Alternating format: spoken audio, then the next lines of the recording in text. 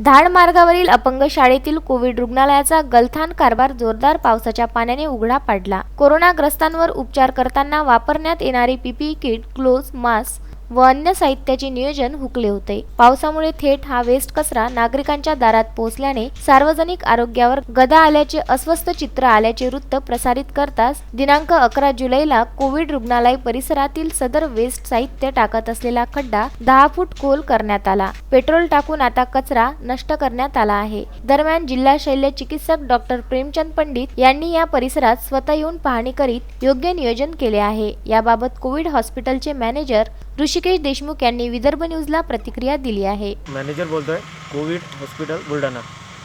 ठीक आहे, तर अपंग विद्यालय बुलढाणा येथे 8 तारखेला पावसाच्या अतिवृष्टीमुळे एका गड्ड्यामध्ये अति जास्त पाणी झाल्यामुळे पीपीई किट्स रस्त्यावरती वाहून गेल्या होत्या। पण त्याला उपाययोजना म्हणून आपण आता नवीन गड्डा तयार केलेला आहे आणि त्याच्यामध्ये आता सर्व वेस्टेज व्यवस्थितरित्या जाळण्याची व्यवस्था करण्यात आलेली आहे। प्रशांत खंडारे, विदर्भ न्यूज, बुलढाणा।